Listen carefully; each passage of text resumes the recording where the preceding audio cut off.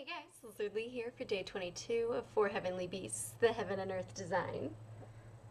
So, here is the progress so far.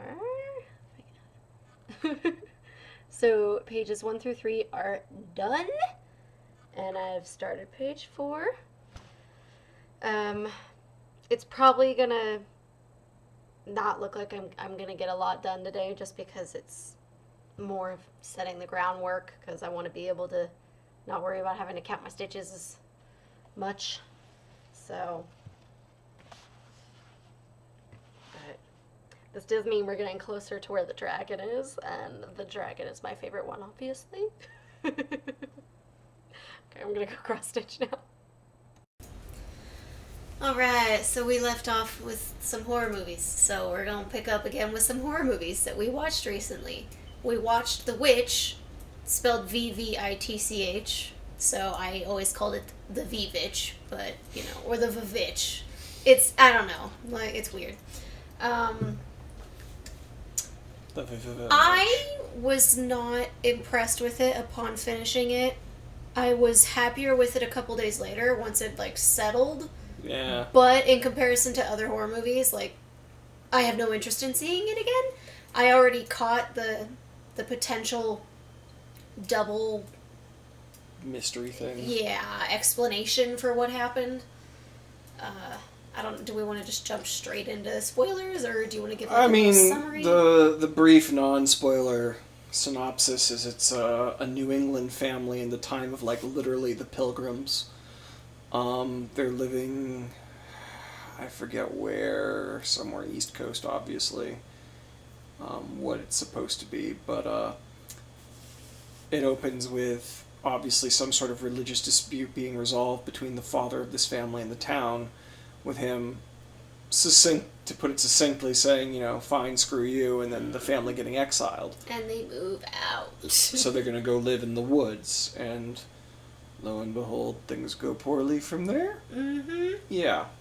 So, in the off chance you haven't seen it, I would say if you're a fan of horror, it's worth seeing. Because some people are really going to like it, and some people aren't, but it's really hard to know which kind of category you're going to be under. Like, it's not a traditional Jason, Freddy thing. It's no, it's not a slasher. No. Yeah, it's a much slower I would burn. put it above Babadook. Oh, easily, yeah. And everybody else loved the Babadook. I put homework above Babadook. You what? I put homework above Babadook. No, I'd rather watch a crappy movie over doing homework. Yeah. And I was a super nerd, so. Liked Babadook more than me then. No, you're not homework? That's not what I. Yeah, you're okay. not work. I don't understand. I love you. That I didn't like Babadook. You liked it more than me because you would not do homework. I don't like homework. I didn't like the Babadook, but I dislike homework more than I dislike the Babadook. Yes, and I'm saying that I dislike Babadook more than the homework. Well, I mean, you like doing work, so. Right. So. Anyways, back to the I'm witch. glad we all got there. So the more obvious answer to what's going on is that there is a witch in the woods that is feeding on children and getting young teenage girls to also kind of turn into witches. I mean, it's pretty much the standard. Like, it's a very authentic take on, like, your New England witch trials era witch, in that, like, yes, it's some creepy, naked woman in the forest who preys on children and kills them and does horrible things and blah, blah, blah, blah, blah. So, it's not, like, broomsticks and hooked noses, but, yeah, it's pretty out there. It's you know, what they probably believed a witch was back then. Yeah. And then the goat turns into the devil. That was weird. Yes. A little creepy, though. I'll give it that. Like, the movie pulled off creepy moments. It was good. Yeah, it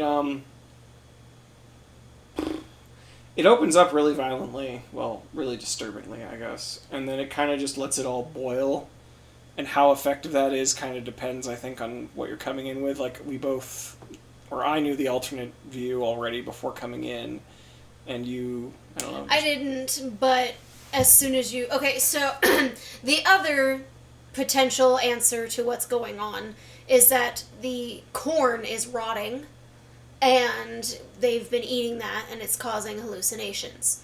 So it's not that there's a witch, it's that they're eating this rotten corn. What's it called? Ergot. Ergot. And it's basically driving them crazy. And so it's just them eating the corn, killing themselves, going crazy, running away.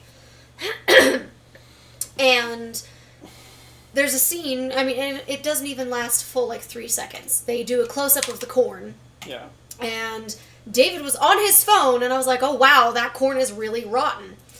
And he looked up, and by the time he looked up, it was already off the screen. Right. Yeah, you weren't looking at the screen, all right? But true, I pointed it out. Yes. I didn't know that ergot was rotten corn and could cause hallucinations. If I had, obviously I would have been like, hey, wow, I pointed that out. I know this is a thing. Yeah.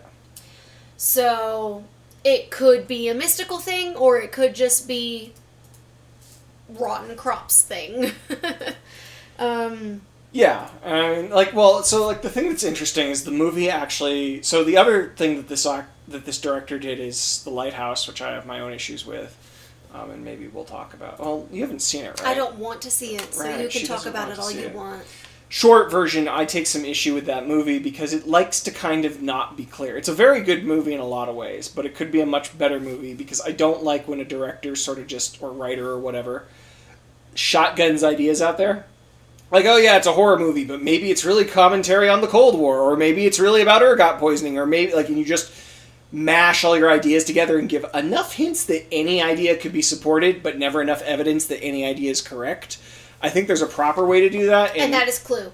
Continue. Love you, dear. I love you the most. It is my favorite movie of all time. Yes. 3 alternate endings, and they're all perfect. Continue. Yes. So, point being that I think there's a proper way to do that, and I feel that Eggers kind of edges on the side of too vague for my tastes. And it's interesting because The Witch is definitely much more straightforward. Like, if you don't hear any of these alternate theories or anything, and you watch that movie, you're going to be like, oh, so there was a witch in the woods. Mm-hmm. Which you don't know if that's exactly the deal or not for most of the movie, even though you see the witch very, very early on. You're still like, well, what's going on? Is this symbolism or whatnot? And then the ending is just like, yep, devil is real, witches are there, good luck, thanks. Yep. So I do like that it did that. I don't know. I'm glad it's something different. Mm. Again, I think this is experimenting with what horror can do. I mean, obviously other people have done horror movies like this, but I wish there were more in this style and less in the traditional slasher flick style. Although these days even those aren't good, so... yeah. That's kind of all I've got. I don't know about you. No, I will say, I think we should point out the oldest son is a spectacular actor. Oh, yeah, he nails the scene. He was just jaw-dropping. Yeah. That kid can freaking act, and it was, 2 years ago when The Witch came out? 4 years ago? 4, I think. He hasn't really done much since, but... To my knowledge, yeah. When he gets older, I hope he gets a lot of work, because he can act. He did a really good scene, yeah. He did several really good scenes. Yeah, he did. But the best scene in the movie is it's reliant on his acting. Mm-hmm. And it's a big deal, and he pulls it off. Yeah. I believed every moment of that kid. Yeah. That was very good. Mm-hmm. So yeah, it's a good movie. If you're interested in alt horror, it's worth seeing. And then I think that's it. Yeah, it had some creepy moments. I've said it before. I'm not big on jump scares. I like to genuinely be frightened. I want the scene to end and I'm still worried about it. And the movie had a couple of those. When all the kids are in the barn and you look over and the witch is, eating the goat or whatever, and she turns around and she doesn't necessarily look terrifying. I mean, she does look creepy. It's not, she's humanoid, but she's not human. And so it was a jump scare when she turns around, but the scene continues, and you hear screaming, and then, there's bloody goats, and so I thought it was successful at actually being a horror, rather than just, ooh, ooga, booga, booga, booga, you're scared for the, 2 seconds that we made a loud noise on the screen, and yeah. Yeah, I mean, that's fair. And then the other horror movie we watched recently that David has already seen that was new for me was The Thing. I'm so happy. I've wanted to see that movie for a very, very long time. The 1980s version for anyone who happens to care. I heard the remake wasn't bad, but it didn't really add anything, is what I was told. I think there's also an original before that one. Before the one we saw with Kurt Russell? You know, I think, was it that I was talking? Let me just look. Because now I'm going to be confused. But the one that we watched, it is Kurt Russell, isn't it? It is Kurt Russell. Yeah. And Keith David. So good. Oh my god, Keith David. I had no idea he acted when he was that young. Like, every time he came on screen, I was just like, is that really him? He looks so young. He looks like a baby. Yeah. Like, everything I've seen him act in, he looks 10, 15 years older than what he looks like in this movie. Mm-hmm. So I don't know if I just missed several movies he was in, or, you know, if he aged very quickly. I don't know. I mean, the dude can act. Even here, he can act. In future things, he can act. So it was so cool. But I really, really liked it. And so I already knew the spoilers for the movie. Can I go into spoilers? Are we good?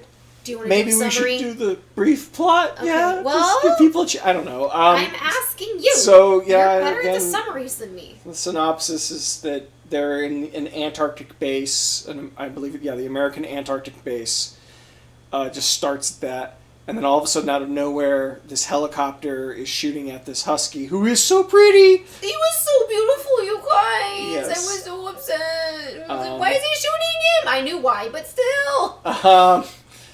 Is shooting. They're not Swedish. They were Norwegian. Yeah, but they kept calling them Swedish. I know. How dare I? So yes, they keep shooting at this dog that's running through the snow, and then the dog runs to the Americans, of course, and the Norwegian, who they don't understand, shoots at them after screaming at them, and then he throws a grenade or something happens. Well, he drops out a grenade. He's going to throw it, and then he drops it behind himself. And he blows up. And he pulls a freaking cartoon move where he looks back and he's like, oh no! And he starts to run, and it kills him. Yeah, well, no, it doesn't kill him. He gets shot in the head by one of the people at the American base. Oh, well, it kills the guy in the helicopter still. Yeah, and it blows up the helicopter. Yeah, so, a short version, this weird Swede comes over, and, like, what the heck has happened? And then, fairly shortly afterwards, you find out the dog was not a dog. It is this strange, monstrous creature that can look like anything if it gets time alone with you. It can infect you and then become you and kill you in horrible, horrifying ways. And then from there, it's all about the paranoia and the... Who's the thing? Who is the thing, yes. So, obviously diving right into spoilers, the rest of it is, the thing is from space, and... I had a thought here. I did not know that. Yes. I will say, from what I had heard and understood of the movie, I thought it was like they had uncovered something in Antarctica, and it was, like some kind of bacteria, but it was naturally from the Earth. Versus pretty early on, they show that, no, there is a gigantic spaceship that landed the opening scene of the movie is a spaceship crashing on Antarctica. Yeah, and I completely missed that. I don't know how, but I did. You were on your phone! What? I wasn't on my phone. Yeah, you were. I was sitting there talking to you. No, you were putting your phone away when it was showing the opening crawl, and that's why you missed it. But, I didn't bother to point it out, because I mean, they make it very obvious, because they show you the gigantic spaceship. And I was like, whoa, it's an alien! Oh, okay. I mean, it doesn't really change anything. Either way, it's still some foreign organism we've never heard of. Yeah. And, But it was interesting. Oh, yeah, no, I was just going to say, it's a really good movie, because it handles the tension and the plot well. It does not, so if they were to do this today, and I know there's been plenty of remakes or other movies that have taken the exact same idea in a different setting. I know I watched something on TV with a friend once that was basically The Thing, but in high school. They have to, snort caffeine to see who's got the virus. Yeah, okay. It's dumb.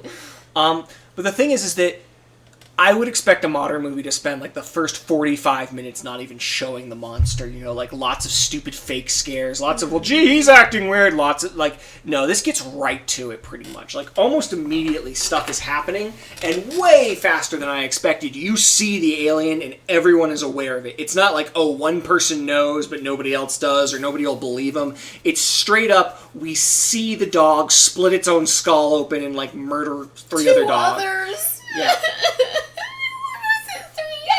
Those of you who passed on John Wick. The All of the dogs die in this movie. Yeah, so. yeah, all of the everyone dies in this movie. There. That's not true, but all of the dogs die. Yeah. So, there's at least one human being alive at the end. Yeah, but not for long.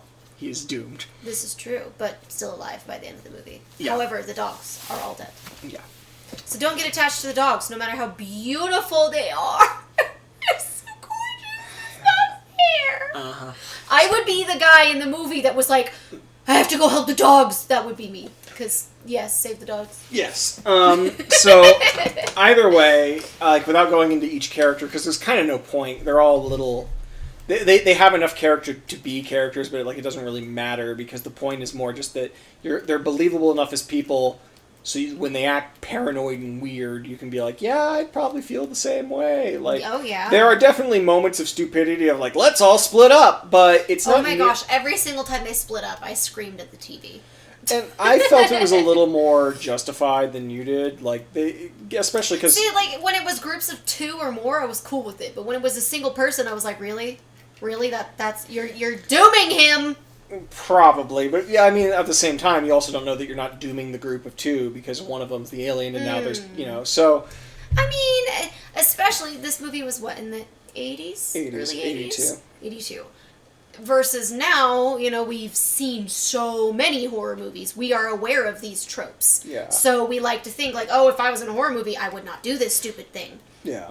Versus back then, horror movies weren't, they were mostly like ghosts and stuff. It wasn't really something, or well, not ghosts, I guess. Yeah, poltergeists and things along those lines. Like, things that you can't really outwit for the most part. Yeah. So yeah, I mean, with that, sorry. The practical effects are freaking amazing. Oh my god. Yes, that movie visually, I love practical effects. I am not very big on CGI. I like CGI when it's complementary to practical effects, because when it's just CGI, I don't know, you've seen me point it out, I usually can tell almost immediately when it's CGI, because it doesn't look real to me, and so it pulls me out of the experience. Even if it looks like it's a freaking puppet, which, yes, there were times in here where, it didn't look, like this guy's stomach was actually teeth, but I could tell that it was it was on the screen with them. They were in the moment. They had something to act off of. Yeah. I prefer that. Yeah, no. And I mean, to be fair, this is, I think, up there with like Terminator 2 or Jurassic Park peak practical effects, amazing work. Several of the scenes, and they're just so disturbing. Oh yeah. When they start to burn it and it starts to just contort itself and it breaks itself apart. Oh my gosh, it's terrifying. I loved it. It's very, very, very well done. And to my knowledge, this is often on the top of the list of any list of horror movies. Mm-hmm. And I think as it should be. Yeah, absolutely. I mean, I'm pretty sure it's my favorite. This and Saw, I think. I love Saw. I was gonna say, so I didn't know. I wasn't necessarily not expecting it, but I didn't know I would get so freaked out by one of the jump scares. It made me scream. So when he's testing everyone's blood to try and find out who is an alien, I was like, okay, it's going to be one of the last 2 guys. Because he has, 4 tied down? Something like that. I want to say it's 4. He gets to the first one, and it's fine. So he unties that guy, and he's like, all right, here's your blowtorch. If one of them, if their blood reacts, we need to set them ablaze. And he gets out the second one, and that one turns out to be the alien. It turns out to be the thing. I was not expecting that. I thought it was going to be the 3rd or the 4th one. So I was just sitting there like, yeah, okay. And then the blood just flips out, so I screamed, and then the guy that was tied down whose blood they were testing started to, contort himself into this crazy thing. It was so good. Mm-hmm. And that's another thing, again, yes, it was a jump scare, but it continued from there. It wasn't just, oh, the blood's reacting, but he's still tied down, we're good. No, his blood reacted, and now he's gonna start transforming into something bigger so he can take you on. Mm-hmm. So long as he is in hiding, he's not gonna, outright expose himself to 3 different human beings and potentially put himself in danger. But once they all know, yeah, he has no reason to not try and kill them. Oh, it was so good. Such a good movie. So glad I finally got to see it. It is very well put together. If you guys have seen the Tremors movies with graboids, I'm just saying, there is a scene with a graboid because the thing crawls under the ground and you can see its trail behind it of where it's, where it is and where it's been.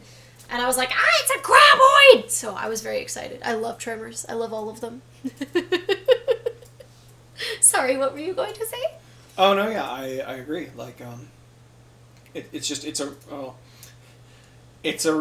a shame that more movies can't seem to get it right. Like, this shows that you can do it right, that you can focus on your plot, not get bogged down in character arcs and romances and side plots, or waste 30 minutes with setup of, like, oh, well, let's all go out to the forest, oh, we're all naked having sex, oh, somebody hear anything? Shh, did you drop soap? Like, just so freaking... And it gets straight to it, and I appreciate that. I really liked the ending. It's so funny. When I was growing up, I hated ambiguous endings. Like, I wanted it to be definitive. Whether it was definitively happy or definitively sad, that's what I wanted. I didn't want to speculate. But as I've gotten older, I've realized, no, like, I can't necessarily say I prefer one over the other, but I do enjoy ambiguous endings. This one was really good. So you can get into the speculations about that, but yeah, sure.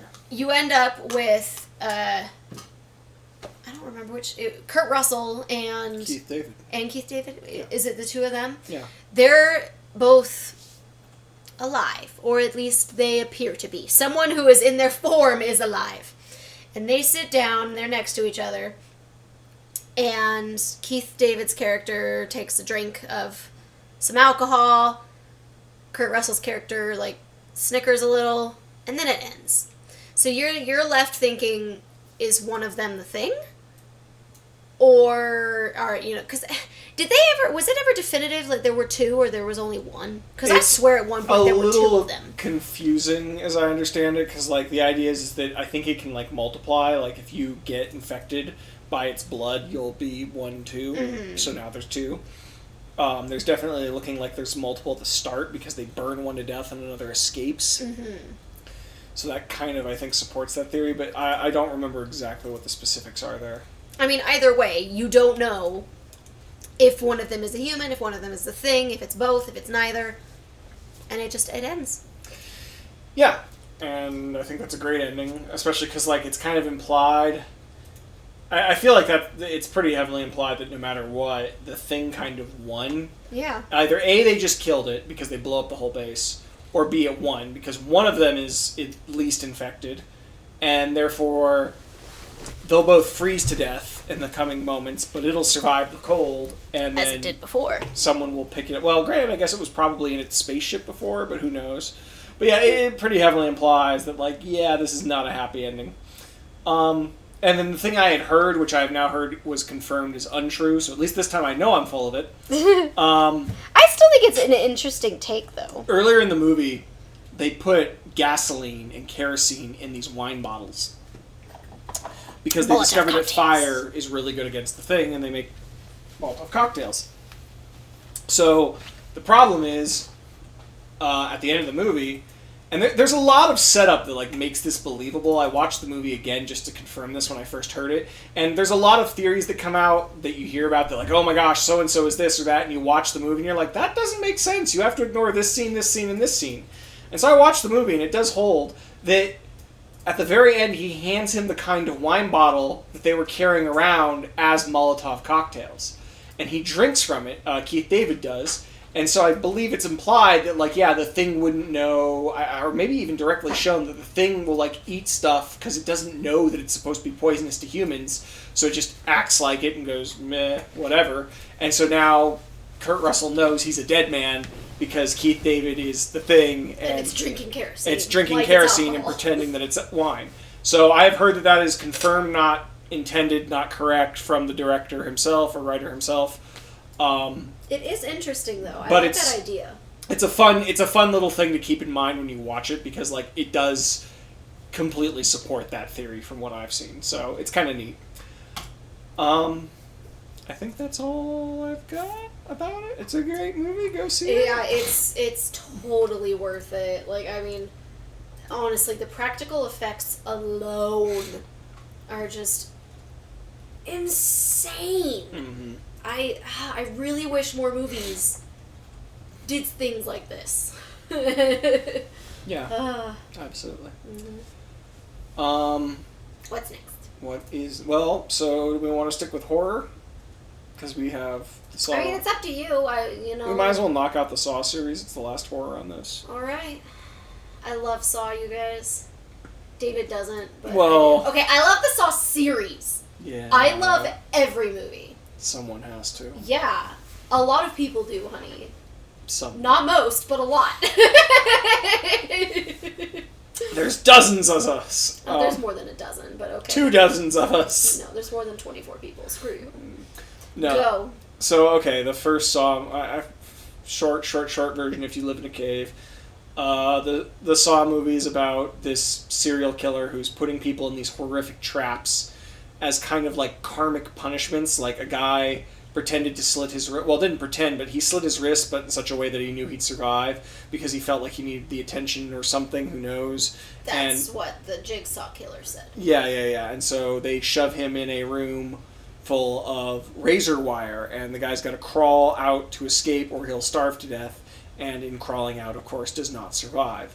But it is implied he maybe could have kind of sort of made it. He could have, yeah. Yeah.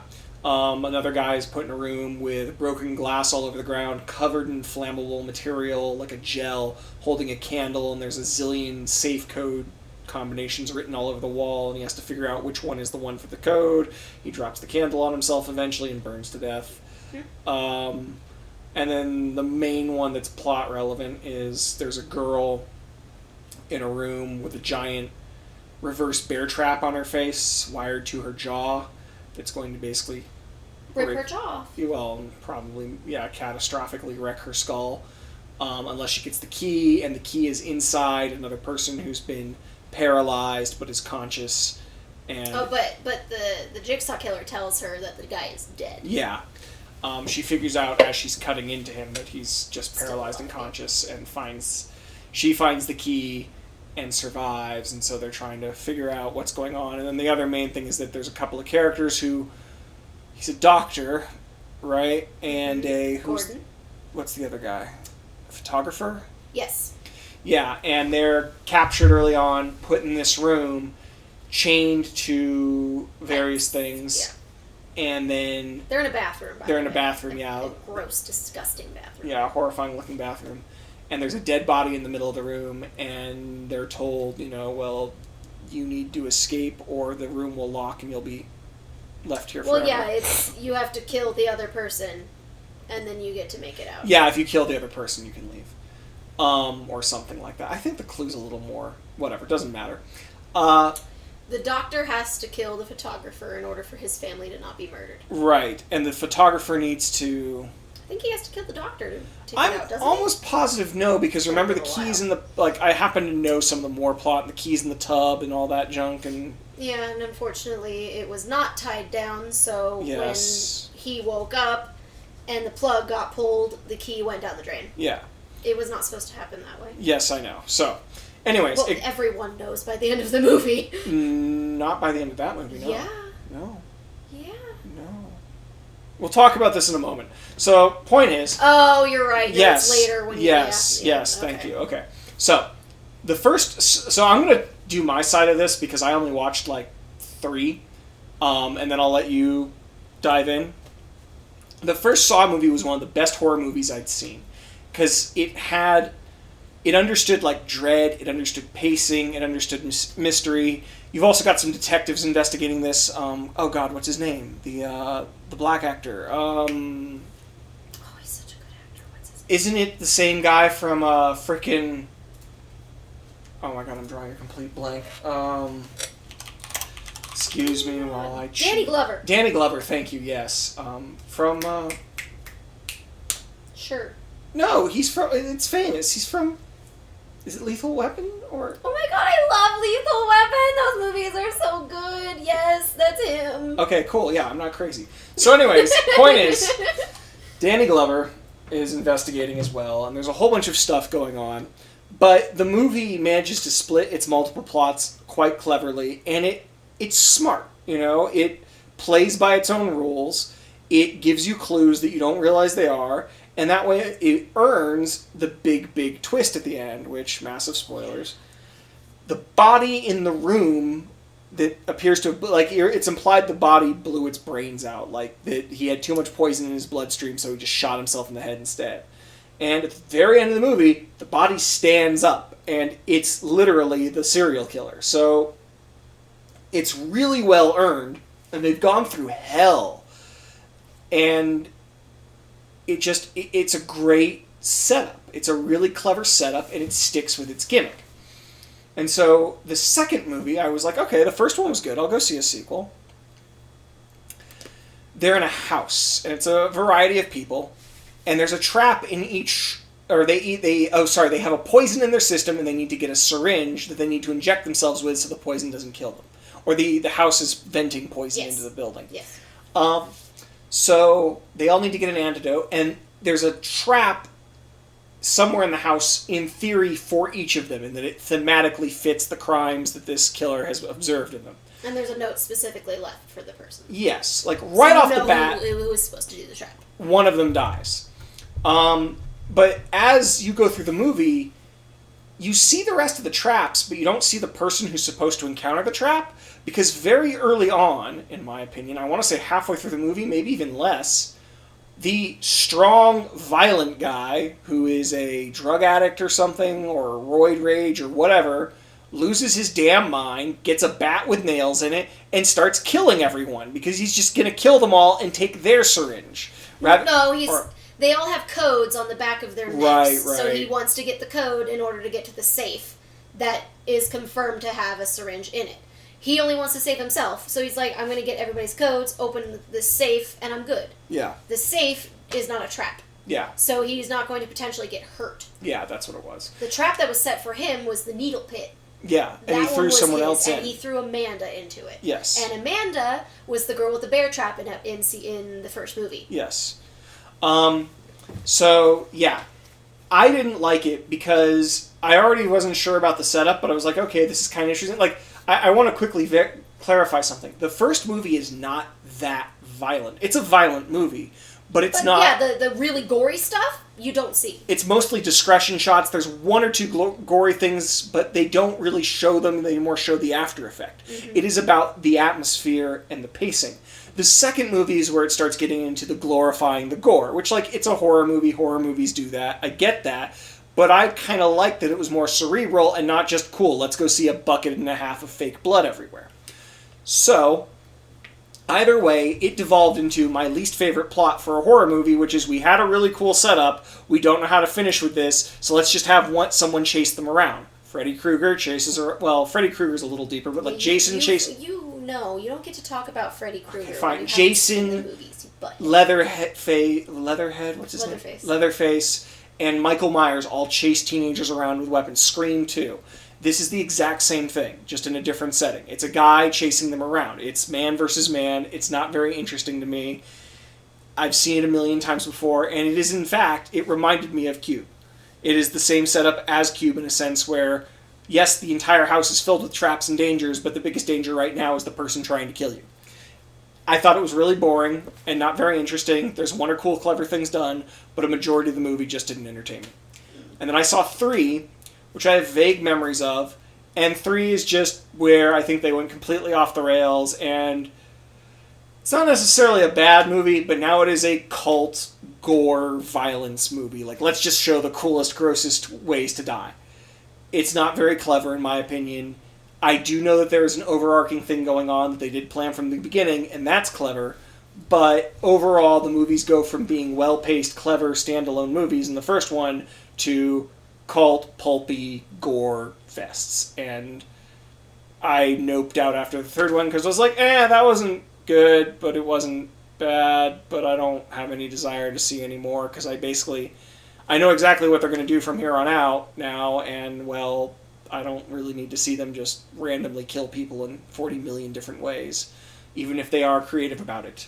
and with good special effects, because, yeah, that's what they're selling the movie. They did do very good special effects. So the first Saw movie is probably still in my top 10 horror movies, and the rest don't even make that list by quite so much. You've only seen 3 of them out of, 8 or 9. Yeah. You're wrong. Anyways, no. I know the spoilers for the Saw rest. is really good. Crap. I already forgot what I was going to say. So I will just quickly throw out the final spoiler that I know, which is huge. The idea is, to my understanding... Well, you find out in the first movie that the doctor who's being tortured treated the serial killer. It was his doctor. The serial killer had cancer, and that's part of why he's in that room being tortured. Tortured. So...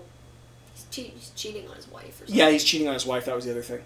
And the serial killer has terminal cancer, and that's part of why he's doing this. Plus, his wife died. You can fill in the blanks there. His wife is alive. Their baby was killed. Right, sure. By a guy who wanted drugs, basically breaking into the hospital where she worked. So the main thing is, and they do establish this in the very first movie, although very few people, to my understanding, figured this out then, and it was only really figured out by the second or third movie, I think, is when the rumor started circulating that someone called the twist, and then 6 movies later, they were right. But it's that Amanda, the girl who had the reverse bear trap and got thrown in the needle pit, is the other killer. You learned that in the third movie, honey. I could have sworn... Or no, I learned that in the third movie. I know, because that was the first movie I saw. It's not Amanda. It's not Amanda. It's that the doctor continues to be the killer. Yeah, that's movie 8 or that's something. the big one. So that was... In the third movie, Gordon isn't seen from movie 1 until near the end of the series. Because he's assumed dead because he gets locked into that room. No, he gets out after cutting his foot off. Yeah, that's right. And you assume he bleeds to death. Yes, thank you. You find out significantly later that he finds a steaming pipe, he cauterizes his foot, and then John Kramer, the serial killer Jigsaw, is like, you want to live. We can work with that. Yeah. Amanda, from the very first movie, with the bear trap, that is also a big twist. She turns out to be one of his accomplices. And I thought that was really well handled.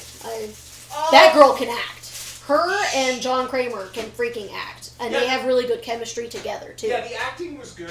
That is one of the things that sets it apart from a lot of horror movies. Is it also has good acting, at least in the first movie. Less so on the second and third. But yeah, it did have good acting, and they did actually accuse her of being an accomplice in the first movie. Mm-hmm. And then, of course, she says, what the hell's wrong with you? Well, at the point in the first movie, I don't think she is an accomplice quite yet. I think he's, working at it. No, I thought the whole point was after she's released, after she's survived, she's an accomplice. Does he recruit her immediately after? It's been a little while, not gonna lie. I mean, because she's giving bad info to the detectives, that's why. To send them to the place where they get ambushed and all this other junk. But if I remember correctly, the one thing that I thought was kind of just going out there and talking about the traps, because it's sort of the point, that was kind of unfair, was, okay, the guy with the glass on the floor covered in flammable ointment, I feel like he was screwed from the get-go. Technically that's doable, but Jesus, yeah, unlikely. Razor wire guy, seems like he made an honest effort, but it looks like it's random chance whether you're going to slice an artery. Hers stood out to me because it's the only one where she didn't have to harm herself. Everyone else has emotional damages, some people would argue, could be worse than physical ones. Sure, but if the option is crawl through razor wire or stab or kill somebody else, I think a lot of people will kill somebody else. And so I thought it was weird that she got what I felt was the easiest trap in that, I could definitely kill somebody to survive if I absolutely had to. I don't know if I could get lucky enough to dance around on broken glass until I find the right code before I drop the fucking flame off. Or, the candle just runs out, because that's how candles work. Yeah, well, I thought he had multiple candles was the idea, he gets to relight it or something. I believe so, but yeah, I think he ends up dropping it or something like that. Yeah, so it stood out to me that she seemed to have an easier setup, and I don't know if that was ever plot relevant, but... And not necessarily. I mean, the biggest thing that came with the traps was John Kramer, Jigsaw, is they have to be survivable. Yeah. yes, maybe you'll come out of it missing a limb, but you can survive it.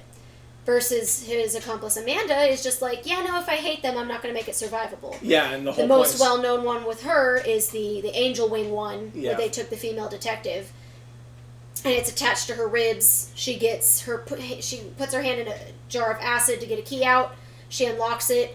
She pulls on it, and it rips her ribs out. Mm-hmm. She did what she was supposed to do. She followed the rules. It still killed her. Yeah.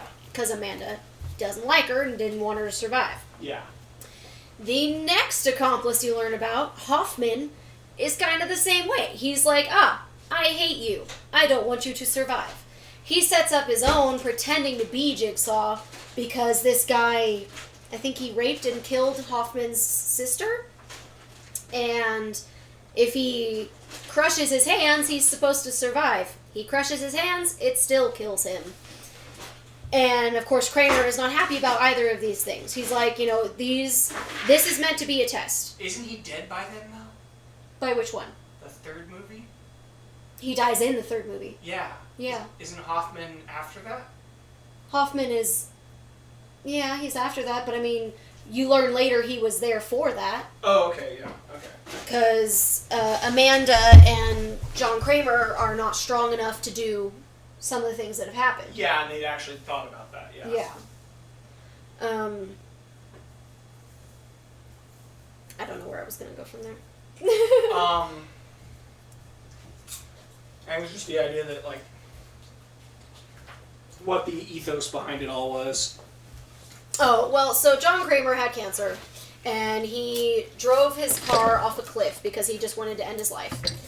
He, of course, was in a terrible car accident. He had a big pipe or something go through his stomach. He crawled out of the car. He pulled out the pipe. He survived that. And he had a new enjoyment for life. You chew popcorn very loudly, handsome man. We ate prior to this for a reason, you butt. Love you. Love you more. And so he was like, people who don't appreciate their life either don't deserve that life or they need to learn it, they need to realize that they need to believe in themselves and realize life is worth living. So he gets drug addicts. He gets people who've tried to kill themselves because he wants to turn their lives around. Obviously, it doesn't always work. But I like him. I don't know. It's called the torture porn genre, and I'm here for it. Well done, dear.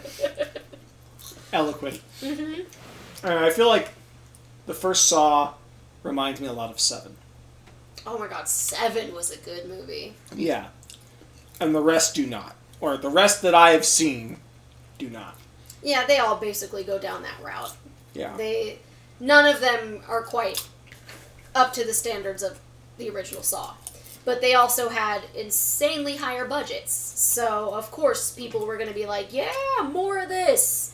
I actually think they had much higher budgets. Yes, they did. They had higher budgets, but not much higher. Because the whole point was a reason that horror movies are the way they are and aren't often very good is because they're super cheap to make. The first Saw is like, what, 50 grand? It was very cheap. Yeah. It took them almost... They filmed almost exclusively in one room for the most part. Yeah, and it took them like a week to make the movie, maybe a month. Yeah, something like that. And so when it made millions, it was a ridiculous return on investment. And so that's the nice thing about horror movies from a producer or a studio standpoint is like, wow, we can make like 400 of these, and if just one does well, we'll make enough money to make 800 more, you know? Mm-hmm. So, yeah, I don't know. Yay, economics of horror. And I think it's a shame because I actually do think that horror movies could or can and have made some really good movies when they are allowed to take it more seriously. Mm. And that's why I was a little sad when Saw didn't continue with that. Like, I was like, oh, cool. It'll be a horror movie, and it'll draw on the general public and make a profit because it's gory and gross, but it'll still have good pacing and plot. That'll be nice. And then I watched a guy with a baseball bat try to murder everybody. See, you hold the whole series to the second one, and that's not fair. The second one is actually very different from most of the other I didn't ones. like the third one either. Hmm. I like the third one better than the second one. Yeah, I think I did too. I don't know, like, it's weird because I saw them out of order. I saw the third one first. I went to the movies with my friends. It was my first boyfriend. I hadn't been dating him yet. We were basically best friends, and I had a crush on him. It was his birthday, and he wanted to see Saw 3, and I was like, all right, I'm going. Like, it's worth it. I'll get to be there with a cute guy, and if I get scared, he'll hold my hand. I didn't get scared because I don't really find the Saw movies scary personally. That's just me. But I had no idea who the characters were. Like when Amanda popped in, I was like, "Who's that?" When John Kramer was there with his brain cancer or whatever, I was like, "Who's he?" Like I didn't know who anybody was. I didn't know what was going on. But the final trap in that movie with the black kid getting his arms Twisted. and then his legs and then his neck twisted was, oh my goodness, that poor kid. Yeah. And he was a kid. Okay, he was like 18 to early 20s. He was a kid in my eyes. That actor is definitely older than me, but I don't care. I don't know, like, I enjoyed the movies for what they were, and I guess Chris Rock is trying to reimagine the series, and I liked the preview for it. I hope it happens. I would love to watch it. I definitely will. I thought it came out. Has it? Because I was thinking the same thing. I'm like, oh, I can't wait to hear her talk about that because I'm curious. I didn't know that you hadn't seen it. Chris Rock. I swear, like right before COVID was when the preview came out for it. It's called Spiral. Spiral, yeah. Oh yeah, 2021. Yeah, see, I told you it hasn't come out yet. Whatever. What was it? Jigsaw Origins? Is It's that what it was called? No, the last movie that came out. It's set several years in the future from the Jigsaw movie prior. I think it's just Jigsaw. I don't know. You haven't really seen them, so it's kind of hard to discuss I like them. the one that wasn't bad. Jigsaw. No, not that one. No, you haven't seen it! I know, Yes, that's how I know it's Jigsaw is set 10 years after John Kramer dies. So it's set 10 years after the third movie. Which... For the record, according to Wikipedia, there was Saw 1 through 6, then there was Saw 3D, and then there was Jigsaw. So there have not been 9... Where's Saw the Final Chapter? Maybe that's 3D. Maybe it's Saw 3D, the I Final thought that Chapter. was 6. I think that's what it's called. Yeah, Saw 3D is the final chapter. Ha, I'm good at this. But there's not 9, you were wrong. Oh, is it 8? It's... I said 8 or 9. There will be 9 as of Spiral. There you go. I win. So, and you wanted me to discuss it, so bleh. We have less than a minute. So yeah, like I like the Jigsaw movies. I'm a fan. David only likes the first one, and that's fine. It's acceptable. You don't have to like them at all. It doesn't matter. You should watch, read, Promised Neverland. Really? That's what we're talking about next time then? That is the end of For Heavenly Beasts, Day 22. I got 7 hours and 9 minutes of footage, so very good. This is what it looks like today. So, if you look at the final image of For Heavenly Beasts, this is part of... There we go. This is part of the dragon's body. This right here is his eye. This is his eyebrow. And this is like the top of his mouth. So that's his head. I'm getting there. Very excited. Yeah, I'm almost done with Mistborn Book 3. I can feel it. I'm on like chapter 76. There's no way there's that many. There's like 84 according to David, who is over here on the couch.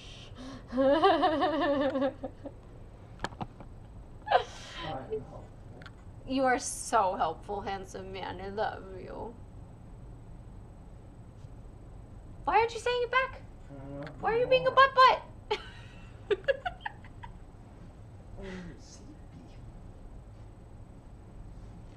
You know, everyone's gonna think that you just sleep all day. And they'd be right.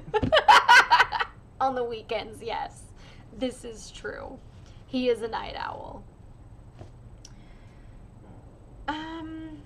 Yeah, I don't really have anything else to add, so like, subscribe, share, comment, all that jazz.